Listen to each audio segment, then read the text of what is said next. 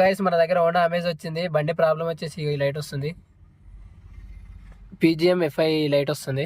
Honda amaze car start చేద్దాం. చూడవచ్చు start అయిపోయింది బండి. అట్లయినా లైట్ వస్తుంది. మనం స్కాన్ చేస్తే కూలెంట్ టెంపరేచర్ సెన్సార్ ఇంజన్ అని చూపిస్తుంది. సెకండ్ సెన్సార్ది చూపిస్తా. సెకండ్ సెన్సార్ ఏడొస్తుంది మీకు.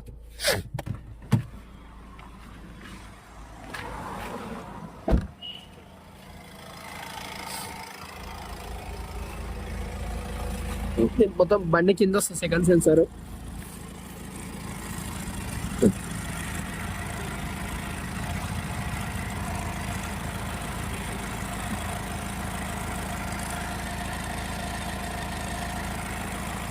ఇది సెకండ్ సెన్సార్. దీని కప్లర్ ఊసిపోయింది చూడొచ్చు, అందుకే మనకు లైట్ వస్తుంది. ఈ కప్లర్ పెట్టేద్దాం. ఈ కప్లర్ పెట్టేసి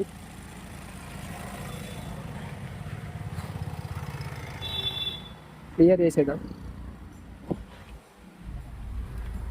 ఇప్పుడు అది తాళం ఆపేసి ఇప్పుడు clear కొడదాము.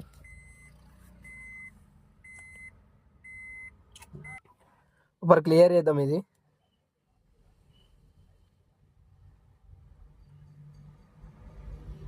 Clear fault code memory computer అని వచ్చింది. ఇక్కడ లైట్ అయితే వెళ్ళిపోయింది. ఇప్పుడు స్టార్ట్ చేద్దామండి. చూడొచ్చు లైట్ అయితే వెళ్ళిపోయింది. నచ్చితే లైక్ చేయండి, సబ్స్క్రైబ్ చేయండి.